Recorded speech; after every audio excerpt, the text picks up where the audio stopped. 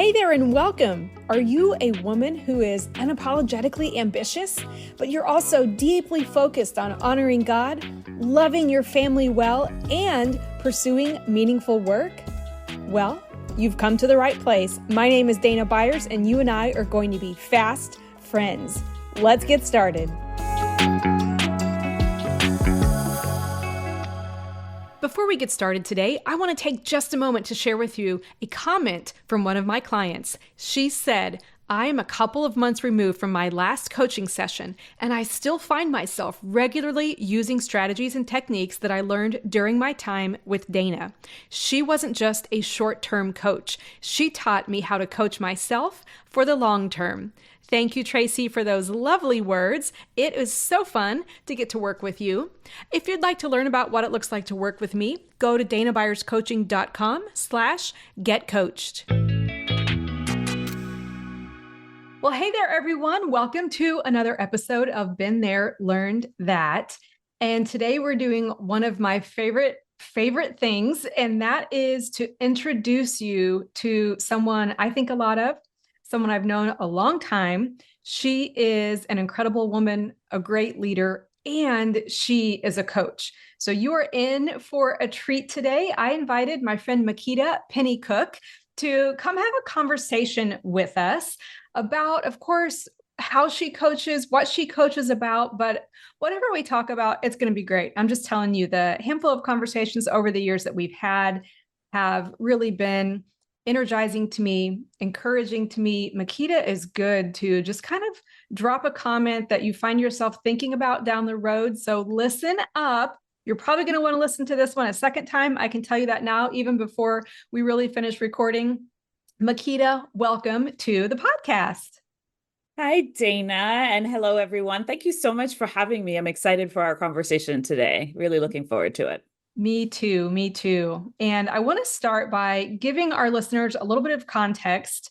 I love getting to share kind of the behind the scenes of how we connected. And you and I were talking about this really before we hit record, and we had the same memory. So I'm going to say this is correct. It's been a while. So I was thinking I'm 80% confident this is how we met. But I think we first connected online. We've actually never met in person. But we first connected online probably back in 2006, maybe 2007. And it was way back in the day when I had a blog going. And you reminded me it was shortly after we had adopted our daughter. So we're talking 16, maybe 17 years ago, which doesn't seem possible at all. It seems like 16, 17 years, I was telling you, used to seem like a lifetime to me. And now it's like, how have our lives passed all that time? Yeah. It's all been good time because you and I have developed a passion for coaching at the same time. We're getting to work with all sorts of amazing people. So it is fun to have you here. Now, did I miss anything about the context of our story? Anything that you would add? No, I think that's correct. I think I found you on a random Google search, maybe. I don't even remember how I found that blog, but it was the blog that introduced me to you guys, and I followed your journey, and then we connected online. And when people tell me you can't build relationships virtually, or you can only build relationships in real life, I tell them, no, I have a lot of evidence to support that is not 100% true. So, yes, yeah. Yes. And I love how that works too for people who follow Jesus, that, like I said, we've never met in person. I believe we'll be together in heaven. But I also have had seasons where it's like, oh gosh, I haven't, I've not been online for a long season, or I'm working a different job or something. And I come back, hop in, and there's Makeda, and we can just pick up like before. And I think that's a really unique thing about community that we can really lean into. Like, oh, wow, this is a person who I'm learning from, who I want to share with.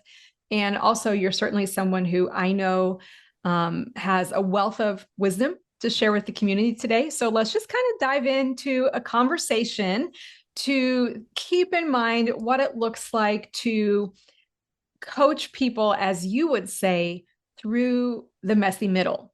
Your coaching business serves people who are in the messy middle. And wow, what a phrase, right? The messy middle. As soon as you said that to me, I went, well, that's extremely relatable. I've been in messy middles in probably every area of my life, I would think, you know?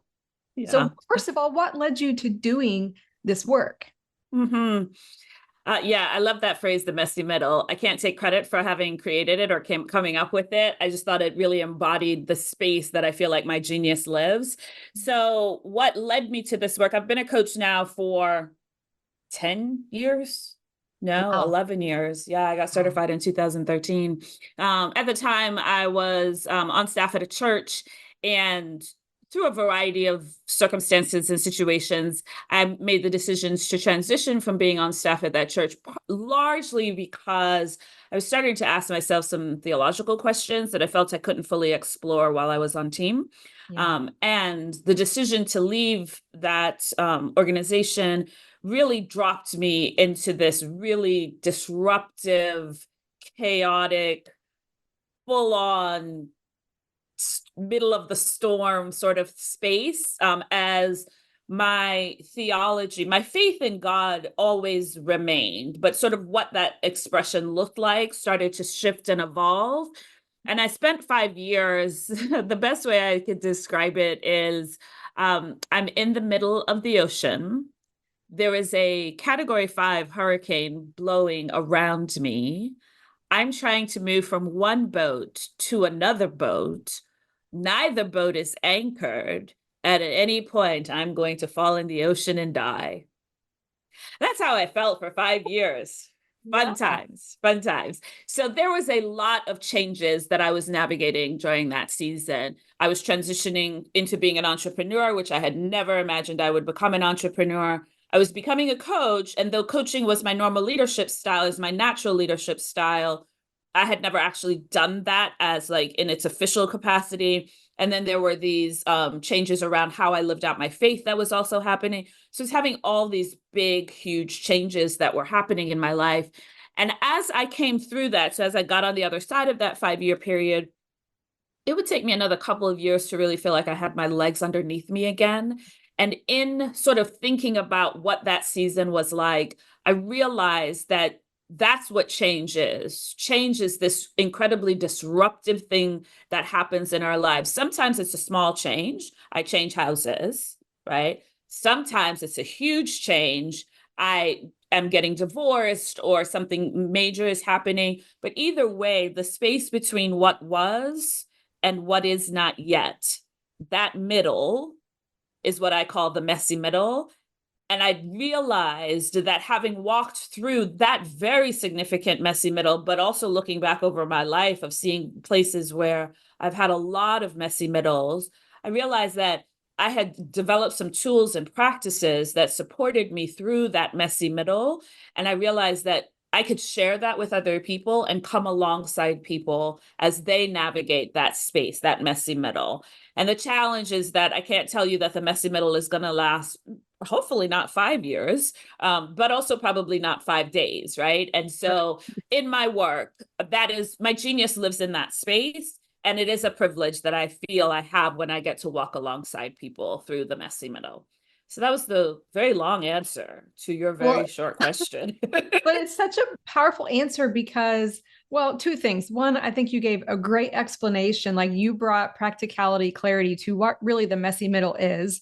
You know, some of us listening to this right now are going, okay, I might be in the messy middle in, you know, this part of my life or whatever part of my life. And I so appreciate your vulnerability and saying, hey, I was actually in the messy middle in my spiritual life. You know, this Mhm. is something that we don't normalize, particularly for church staff members, Yeah. to walk through that and go, wait a second, if I don't have everything together and everything is not 100% clear to me, then, you know, am I a bad person? Am I actually connected to God? Like we have all kinds of questions that can come up, especially during various seasons of life. So thank you for sharing that. You know, in fact, that brings to mind something. I don't think I've told you this, Makeda. So in 2015, I think it was, I was an executive pastor at a church in Indiana. And when I got hired into that role, actually, I got hired into like an operations pastor role. And then I was promoted kind of to the executive pastor role. And I remember thinking, saying to Chris, my husband, you know, I don't think I know any other women who've been in a role like this before. And then I was driving to work. I don't know if it was my first or second day, maybe it was my first weekend serving in that role. And immediately I was like, oh my gosh, Makeda's done this. And there was something about knowing someone who had done that before, like being able to identify with the person who has walked that path, that gave me confidence that I really think God, I really believe the Holy Spirit brought that reminder to mind, that even though I think you at that point had stepped out of the role, it still was a sense of comfort to me. And I just want to point that out because I just remembered that as you were sharing. And I was like, I want you to know, I think all of us, just by living our lives, provide a sense of comfort and confidence to others because you've gone before a lot of people in a Mhm. variety of areas. And then, of course, look at you, you've gone before me as a coach as well. So I just want to honor you for that, because I think as women, we see other women do things like, oh, I'm not sure I would do it as well as she did, but if she did it, I'm going to give it a try, and that is something that's really powerful that comes out of an online community, just knowing that other people are out there attempting those things that might be dreams in our hearts as well. So don't want to get off on too much of a tangent, but I think there's No, a but lot of it beauty in that. tracks. It connects to this conversation because I think when we are navigating change or when we're going through things that are shifting and feeling incredibly disruptive, it can feel like we are the only person Mm. who's ever been through something or is going through something, even though on an like we know that's not true, and still there's a part of us that's going, I'm the only person that's ever done this and I don't know how to do this, and I right. And so I like to share my story just to tell people you're not alone and you're not the only one, and there is comfort in knowing that you are not alone, that you're not the only one, and that someone has traversed maybe not the exact same path, but at least enough of this path to help you figure out your unique journey. So I think it does track just in knowing that, because I think in change, we can often feel like we're the only one going through something. Yes, yes. And I think maybe even the other side of that coin is the thought that sometimes I have felt I've had opportunities where I wouldn't say theologically it's like a calling. It's just like, it's like, hey, this is an opportunity. I feel like I could take it. And part of the motivation to give it a shot, even if I don't know if it's going to work, is because I think part of the win or the payoff is letting other people see our journeys as well. Like our Mm-hmm. journey is not just about us, right? Our journey is Yeah. about the people who are watching us maybe miss the mark or maybe hit the mark, whatever that looks like. Not so much about the outcome, but just like the, hey, if Makeda tried that, if Dana tried that, there's a lesson in that. And I love thinking Yeah. about that because I've coached a lot of women who kind of get stuck in what we call, one of my tools is Energy Leadership Index. We call a level 4 energy, which is often like a mom energy. And people can have mom energy, men, women, anyone. You don't have to actually have kids. The mom energy is, oh, I just want to win for someone else. I'm Mm-hmm. willing to maybe not get as much of a win because I care about the people who I'm working with getting this win. So teachers have huge mom energy, right? Mm-hmm. Teachers in America, just wow, unsung heroes showing up all the time at this level 4 energy. I want these kids to have a win, even if my experience in the workplace isn't as much of a win as it could be. So I think we can shift to having what we call a level 5 energy experience, which is a win for us and a win for the people that we lead or influence or engage with, Mm-hmm. because Mm-hmm. we realize, oh, this opportunity could be a win for me, but I also think it's going to be a win for other people if they see me give it a shot. So I'm thankful for all the ways you've gone ahead of me and so many other, clients and women as well, just to say, hey, this is possible. Because, I Yeah. don't know about you, but you're an entrepreneur. I'm an entrepreneur. We've got our own businesses. And it's like, all you have to tell me is it's possible. Give it a shot. Just if you're Right. saying it's possible, there's a chance. Right. No, I love that. I love that. What I love about that thing around possibility is that I think where some people get stuck, not some, I think where a lot of people get stuck. Usually people come to me and they'll say to me, I'm stuck. And that becomes sort of the entryway into our doing the work. And I think part of why people get stuck is they're looking for certainty. And so people don't take a hold of a possibility because they want to know that it's going to work out, or they want to be able to see how it might add value, and sometimes you can see how it will add value just on an intuitive level, even if Sure. you can't articulate it. And it's the not being able to articulate it in clear, concise ways that sometimes keep people in familiar spaces, even when those spaces are no longer working. And so this idea of really holding and grasping possibility, part of that work is to really be okay with uncertainty, which is a difficult thing because most of us don't like being uncertain. Hello raises both hands. Right. Yes, yeah. You're so right. We had a conversation recently, you and I did, about that certainty. I think you said, one of us, I don't know, somehow out of the conversation came the idea that certainty is counterfeit comfort. Mm-hmm. And sometimes we're willing to settle for counterfeit.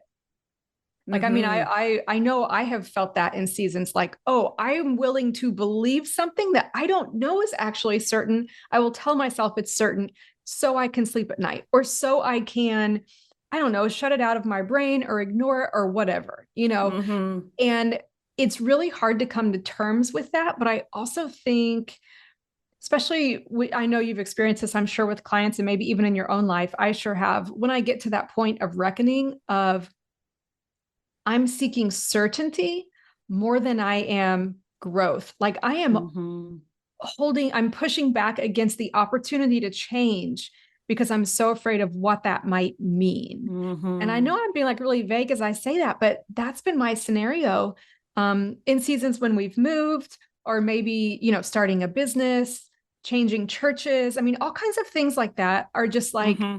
gosh, even though I don't quite think this is ideal, I'm willing to keep that counterfeit comfort of Mm-hmm. what is Mm-hmm. known to me. Mm-hmm. Mm-hmm.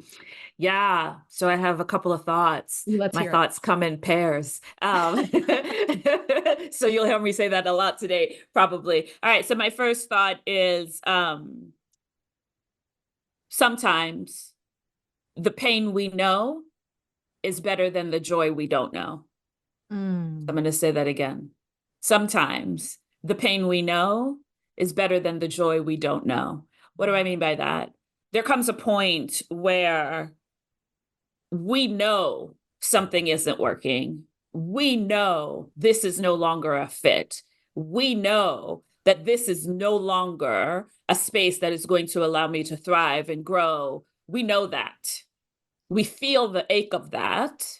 Yeah, And it is so familiar and it is so comfortable and it is so certain because I know how to function here. sure.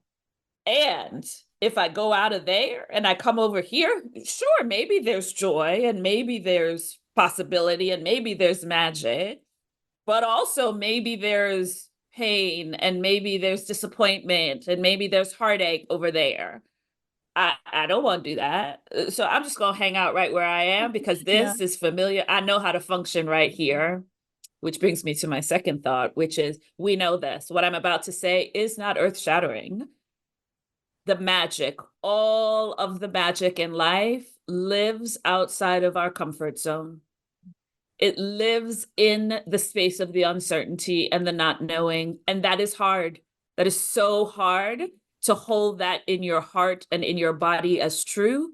And yet, I know from my own experience, and I know that as your listeners are thinking about this, they can recall, as I'm sure you can, the moments when you've taken risks and you've been able to say, oh my God, that was amazing. That experience that I had, that moment of joy, that moment of clarity, that connection with somebody that I was able to create, all because I was willing to step outside of my comfort zone to experience that new thing, even when I didn't know what might actually come with it. And so uncertainty is the hard part. And it is the getting comfortable being uncertain is the key to moving through the messy middle, I would say. And that's where you come in, right? Like, the ability for someone to have a coach who isn't telling them what to do, who isn't saying, hey, Mhm. here's an exact plan A to Z, but instead, Mhm. as you said, you walk alongside. Mhm. The ability to say, you're going to be in this storm. You're going to have that, experience that you described to us earlier, about this experience of, I'm in the middle of the ocean. There's this Mhm. massive storm around me, but I'm not alone because Right. someone is helping me. One, they're validating my experience authentically, but they're also helping me remain. remain Mm-hmm. in the uncertainty, Mm-hmm. because sometimes I'll dip my Yeah. toes in the ocean and then I like pull it back out, right? Like, Mm-hmm. so Yeah. I've had some false starts when it comes to opportunities for change because I'm so pulled by that counterfeit comfort. But what you're saying, about the willingness to recognize that the good, the unknown, the unknown could be good. Mm-hmm. And often I think the unknown is good. Like the more I see it, the Mm-hmm. more I'm like, wow, why did I put this off for so long? That's a common thought I'll Mm-hmm. have. It could be the Mm-hmm. tiniest change in my life or a big change. It's Mm-hmm. like, man, I delayed this. I'm so thankful that I, one, took the chance and left the certainty, but two, am experiencing this new life. Mm-hmm. And I think, I've heard you say before, I love this phrase. It's so beautiful. I think it applies to so many areas of our lives. I've heard you say, I might be wrong, but I could be incomplete in my understanding. Mm-hmm. And I feel like that fits into right what we're talking about right now, Makeda, because, when it comes to making a change, our understanding probably isn't complete of Mm-hmm. what to expect, of what's ahead. And often our understanding is very, there's a lot of lack in it. Mm-hmm. There's a lot of Yeah. fear, hesitation. There's no sense of abundance. There's no sense of, wow, God could be in this. This could be incredible. Because Mm-hmm. we naturally protect ourselves. I think our brains do Mm-hmm. that. Our brains want us to stay in a rational moment and be Uh-huh. logical so that we don't do something stupid, right? Right, I right, mean, how right, many right. things have I avoided doing because I'm worried about what maybe one particular person thinks, which is Yeah. heartbreaking, but true. So Mm-hmm. help me, like, give us a better understanding of this phrase. Like, I might not be wrong. That's the phrase. I might not be wrong, but I I may could just be be incomplete. incomplete in my understanding. Yeah. Yeah. Um, so I think for me that got birthed out of my own experience of walking away from something that at one time, and I don't just mean the role at my the church that I was a part of. I'm talking just life in general. I've changed cities more times than I could count, right? And so it's I'm leaving something and moving to something different. Mhm. And when I'm leaving because it's no longer working for me, there's a part of me that wants to make that thing bad or wrong Ah, in order to make it okay that I'm making the change, right? Because if it's yes. bad or if it's wrong, then my making the change, that makes more sense. Hmm. Except when that thing, that place, that community, that job actually helped shape a big part of who I am as a person, right? So if I'm thinking about the folks that come to me who are like, how can I walk away from this thing, this job, this relationship that was such, think about trying to leave a marriage. It's such a big part of who I am and how I show up in the world and what it means. If I walk away from that just to walk, how do I justify walking away from it? And it's the need to justify the change that is part of what keeps people staying in places that are no longer working. And so, what I invite is what if we didn't make it bad or wrong? Yeah. We simply said it's incomplete. My understanding, my experience is incomplete. So now I get to take that with me while I add new layers of understanding to who I am and how I move through the world. So when I think about myself as a teenager, beyond just we're teenagers and we're stupid and don't know anything. Well, sorry, let me talk about myself as a teenager because I really thought I was all that and a bag Oh, of I was a chips, mess. Yep. right? But as I grow and I develop, right, I discover new parts of myself. And if we are alive and we're still breathing, I would argue we should still be discovering new parts of ourselves. And Yes. if I'm in somewhere that is going to limit my capacity to discover those parts of myself, then I believe that I would be doing myself a disservice by not being willing to explore those parts of me, right? I've had a thought come up now twice, so I'm going to say it. Um, it ties into the needing to be right. And especially for those of us who are people of faith, um, the need to know that we're doing what God tells us to do, Mm. right? Mm-hmm. I believe this so firmly that this is a hill I'm willing to die on. I believe that there are only maybe 2, maybe 5% of the decisions that we have to make in life are burning bush moments. Yeah. Go to Egypt, set my people, leave. I will tell you, like, only a small percentage of the things that are happening in our lives are burning bush moments. And we can all look back over our lives if we've lived a certain amount of years and go, oh, that was a burning bush moment. The rest of the time, the other 95 to 98% of the time, I truly believe the divine is saying, make a choice. Either way, we gonna work it out. Just make the choice. I don't think every decision or every choice is a burning bush moment, because I trust and believe in the grace of the divine and the divine's ability to orchestrate my life in ways that will bring me back to where I need to be, right? So Yes. that was another thing that also helped me to be willing to risk and step out of my comfort zone and lean into uncertainty. It's not a burning bush moment. Yes. Yes. Thank you for saying that. It reminds me of something you said earlier where you were talking about you work within your area of genius. And I love Mhm. that. I have so many confident friends. I just love hearing those words come out of your mouth. Like, your area of genius. And of course, there's no pride in that. It's just like, hey, I have this understanding. I'm going to use it. It saves you time. And actually, Mhm. I think understanding your genius means that you aren't waiting around for burning bush moments. It means that you're going, okay, here's where I plug into this situation. Here's what I can contribute. No problem. I can step in and do this. How would you say walking through the messy middle in your life in various seasons has contributed to your understanding of the genius that you bring? Mm, that's good. So I think that in going through the messy middle, and when I think about how I show up with my clients and show up in the various other spaces where I get to bring my gifts into fruition and to use those gifts, I think that people feel safe with me. It's a thing that I've always been told.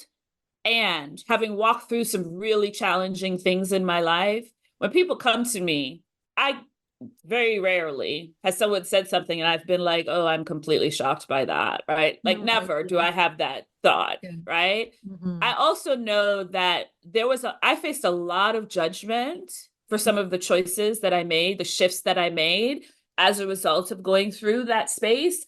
And I remember being in my car just bawling one day because I had gotten so much judgment from someone that I thought was a good friend and someone who I thought loves me and cared about me, and their judgment felt like a stab in the chest in my heart, right? And I realized in that moment that that judgment could send me back to that place of, I don't want to face their judgment, so I'm just going to go back and do what other people expect me to do, Oh, yeah. right? Rather than be like, okay, this sucks and it hurts and I'm just going to keep going, right? So, Right. and I chose that this sucks and it hurts and I'm going to keep going. But I say that because one of my guiding principles, there's several that I have, at least 3, but one of them is no judgment.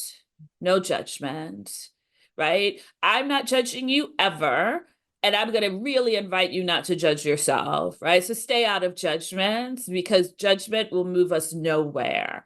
And so when I think about how I was able to lean into my genius, was recognizing that staying out of judgment allows me to find that full expression.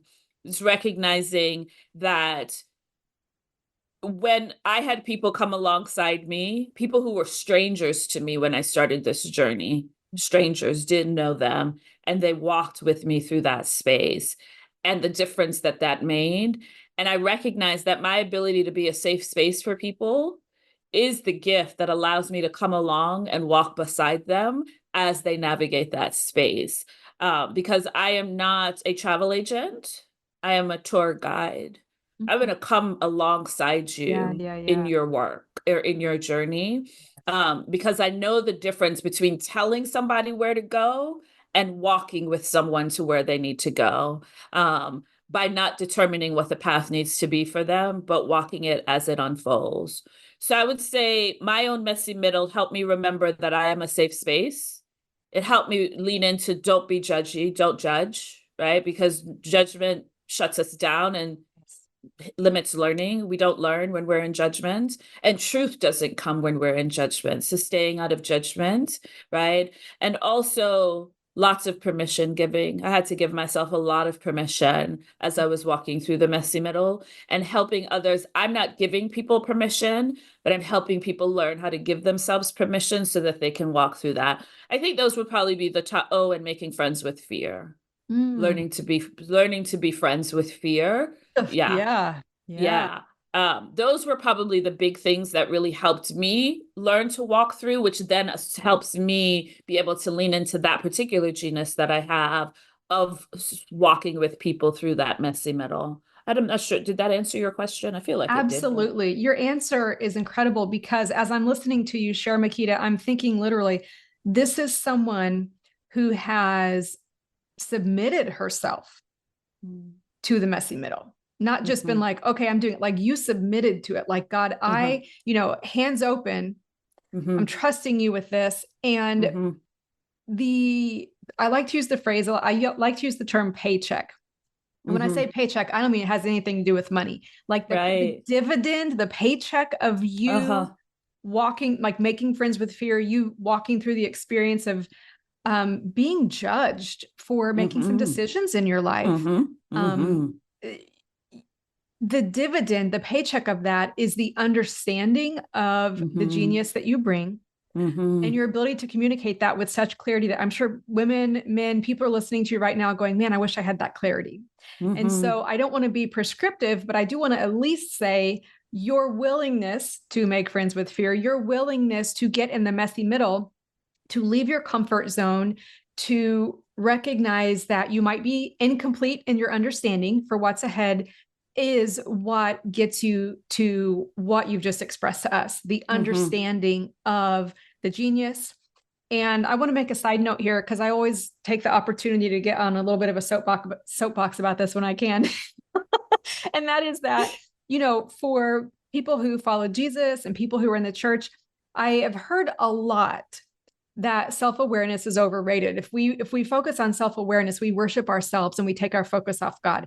I Mhm. actually believe, and this is just Mhm. an opinion, this is not me coaching Mhm. anyone, but if it's my Mhm. podcast, I get to give my opinion. So let's go. Mhm. So the my opinion is that God gives us opportunities. Life is full of relationships, experiences Mhm. for me Mhm. to recognize, wait a second, what's it like to be in relationship with me?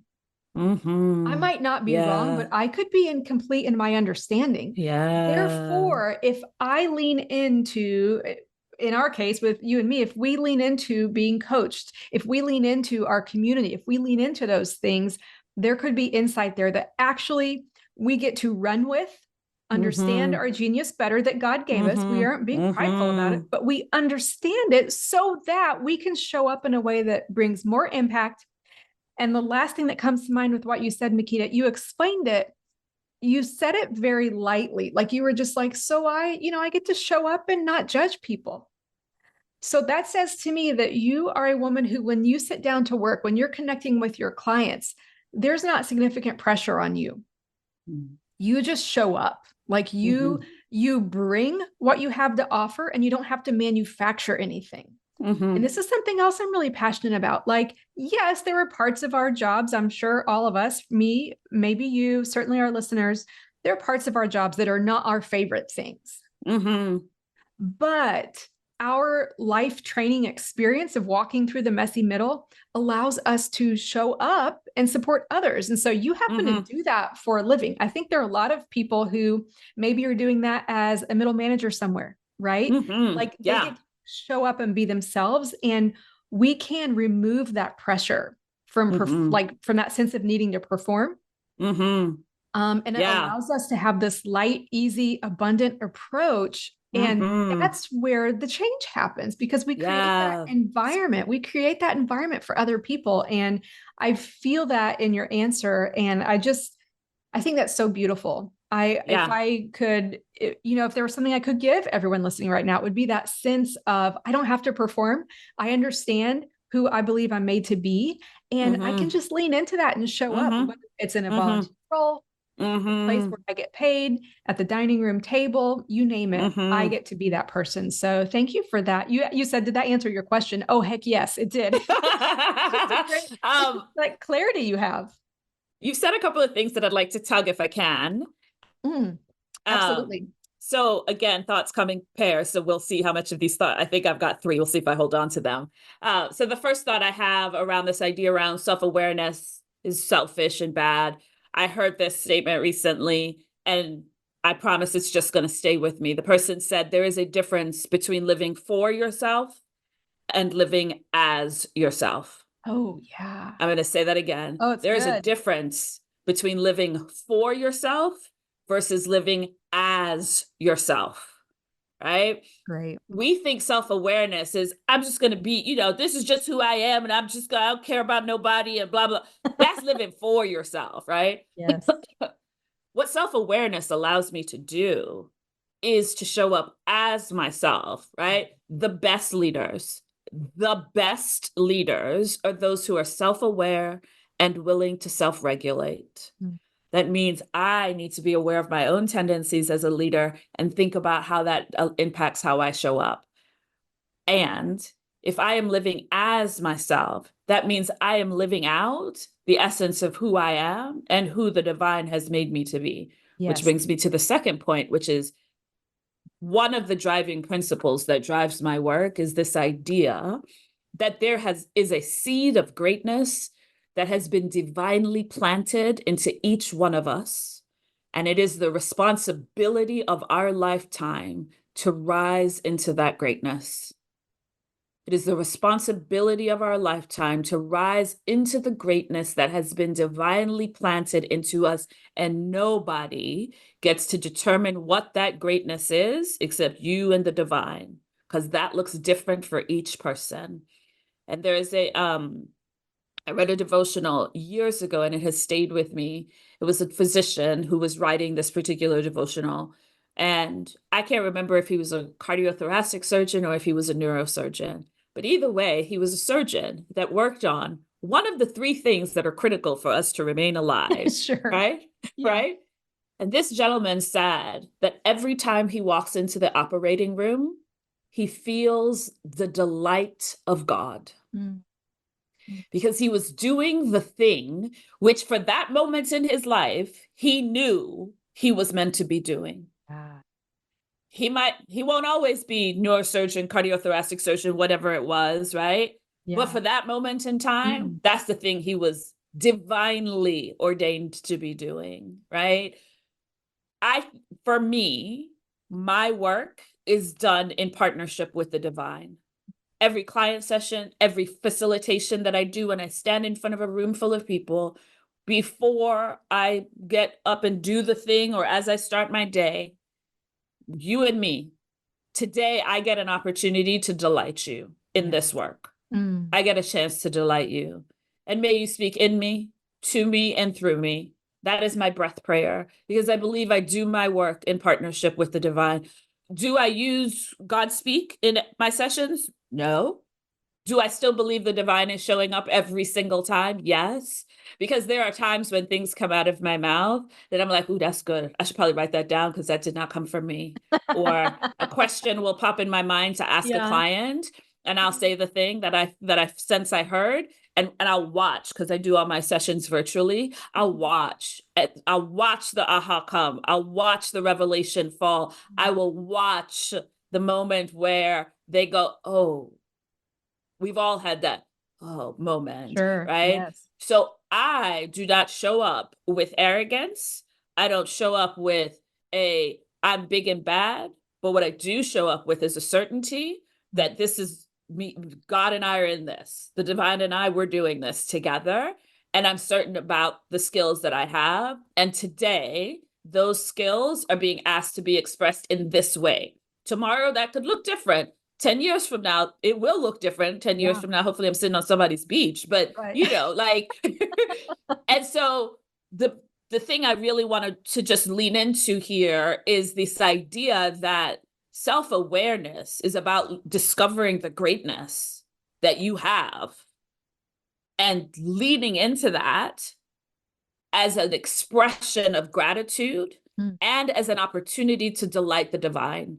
Whether you are a stay-at-home mom or you are the CEO of a Fortune 500 company, I don't care where you fall on that spectrum, you have an opportunity to delight the divine as you discover who you have been created to be.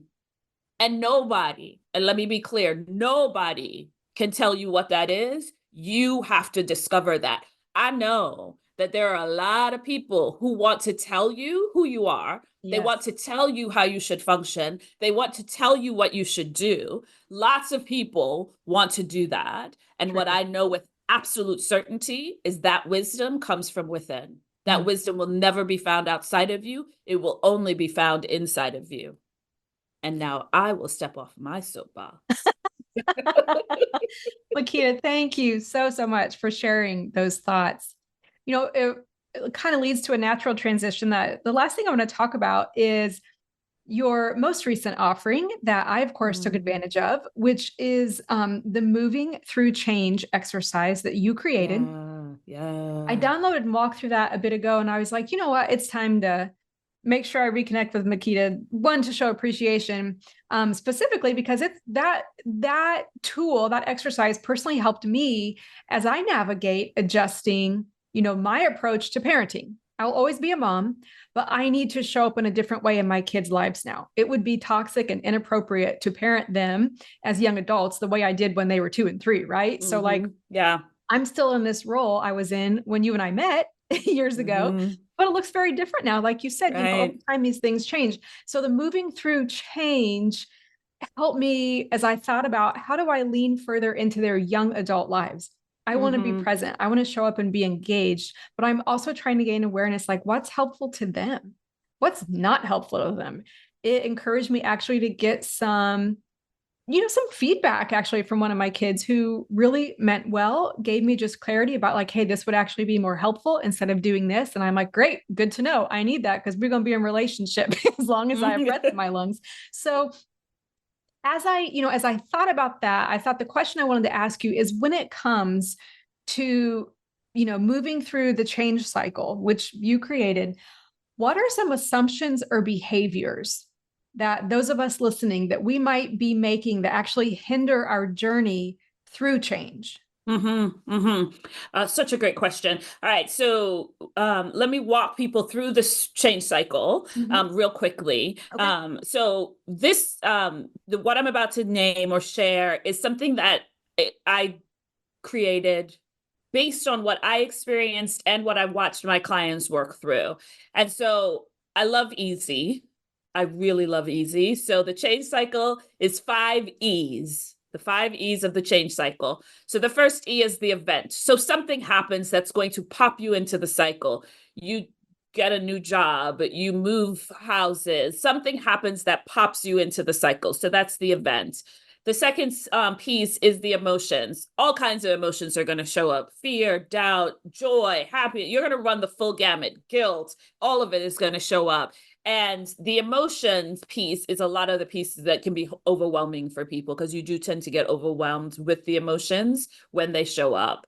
The third piece is I just lost the word.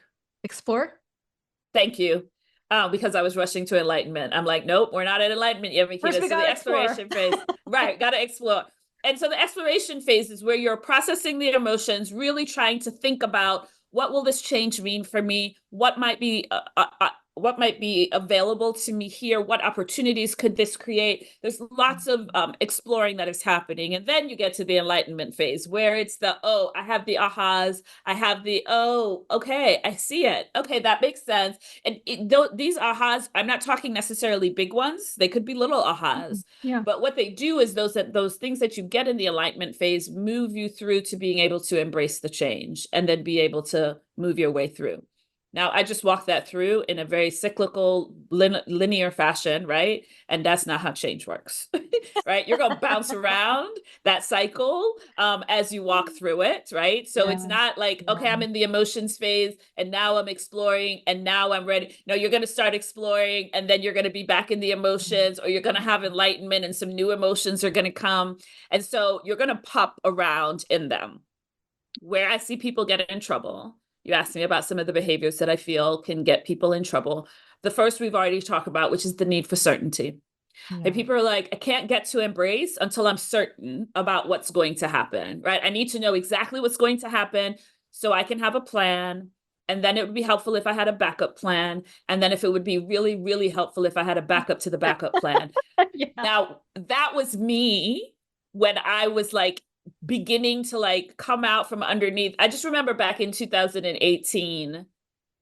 And so I'm nearing the end of this 5-year period. I don't know that at the time. I could sense that things were not quite as disruptive. And so I started making plans and I was like, okay, I'm going to do this. And then I'm going to do this. And then I'm going to do this. And every time, when I say every time, I mean everything that I planned, Oh it was gosh. like God was like, "Aw, she's so cute. She think that's how that's gonna work." Um, Nothing worked. Nothing. So as I was coming into 2019, people are like, "What goals are you setting?" None.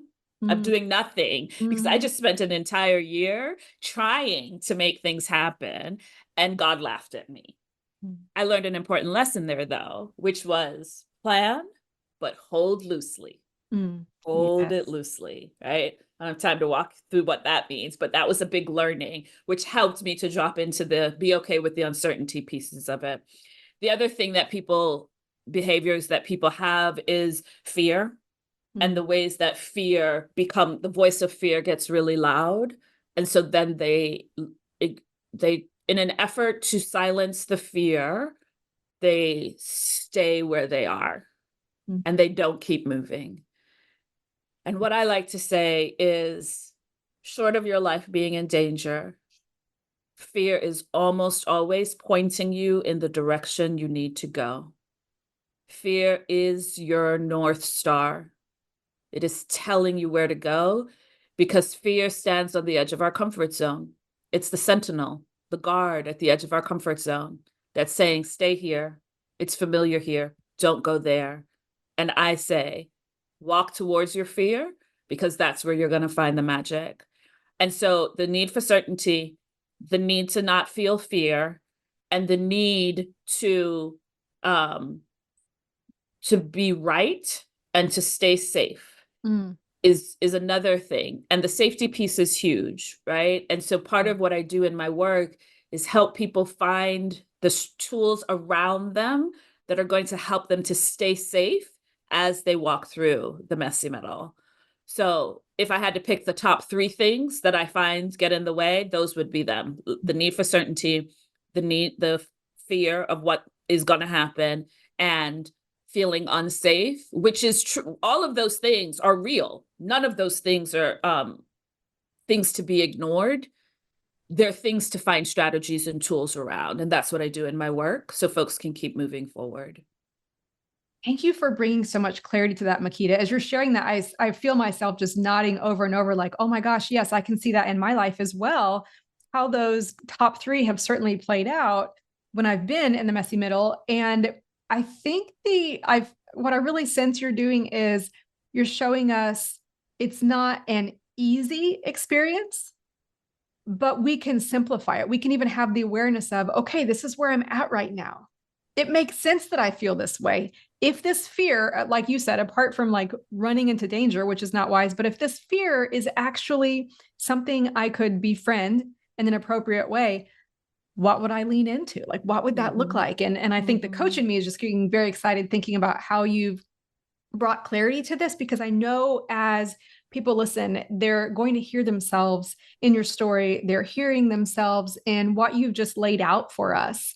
And thank you for that. You know, Makeda, you are always bringing such insight into people's lives, into mine, I'm sure your clients, and also just to our listeners today. I want to thank you for that. And I want to ask you, where can our listeners connect with you and the Moving Through Change PDF? Yeah. So I have two things that I'd like to offer to the community. First is I have a free online community called The Gathering Place. Yes. It's a place for women. So the men who are listening, my apologies. It is for women. Um, but women who are walking through change, who are wanting support, or even if you're not walking through change, although tomorrow, that could change, right? So the Sure. Gathering Place is a place for community, a place for belonging, a place where you can come with all your messy bits and pieces, and we're going to welcome with no judgment and lots of just full acceptance. Inside of the Gathering Place is a private podcast that is only available to members of the Gathering Place.